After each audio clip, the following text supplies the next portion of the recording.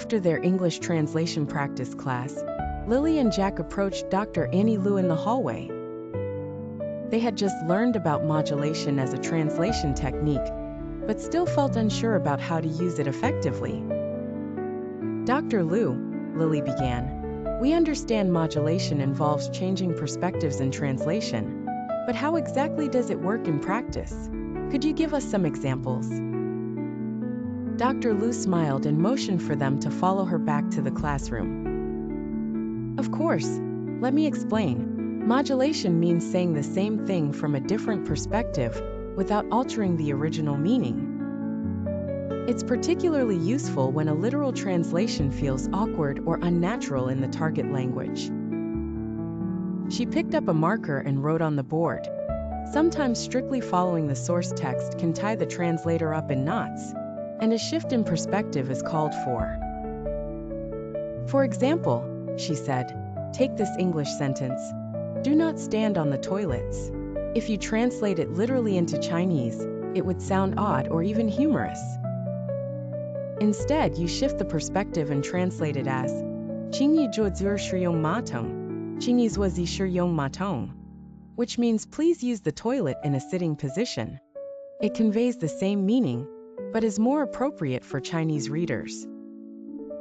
Jack nodded, scribbling notes.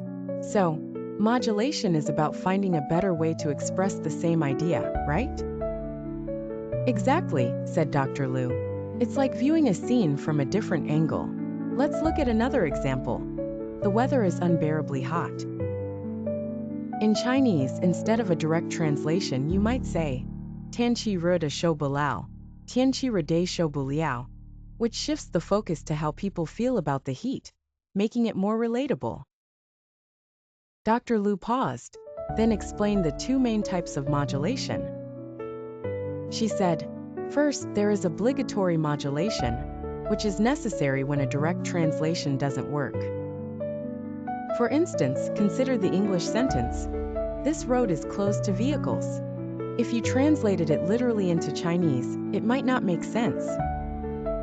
Instead, you'd say, 禁止车辆通行, 禁止车辆通行, which means vehicles are prohibited from passing. The perspective is adjusted slightly to fit Chinese syntax and logic while preserving the meaning. Second, we have free modulation, which is used to improve fluency or cultural alignment. For example, the English idiom, it's raining cats and dogs, doesn't exist in Chinese. Instead, we replace it with an equivalent expression, 下着倾盆的雨, 下着倾盆大雨, which means it's pouring rain. This shift ensures the meaning is conveyed naturally without confusing the audience. Lily raised her hand. What should we be careful about when using modulation? Dr. Liu thought for a moment before answering. There are three things to keep in mind when applying modulation. First, always preserve the original meaning. Even though you're shifting perspectives, the essence of the message must remain the same. Second, context is crucial. Make sure the new perspective aligns with the tone and purpose of the text. Third, consider cultural relevance. The translation should resonate with the expectations and norms of the target audience. To illustrate, Dr. Liu added, look at this warning sign. Caution, wet floor. In Chinese, we translate it as 小心地滑,小心地滑, which means be careful, the floor is slippery. This modulation makes the warning clearer and more actionable for Chinese readers, while still conveying the same precaution. As the lesson wrapped up, Dr. Liu concluded, modulation is like an artist choosing the best angle for a painting.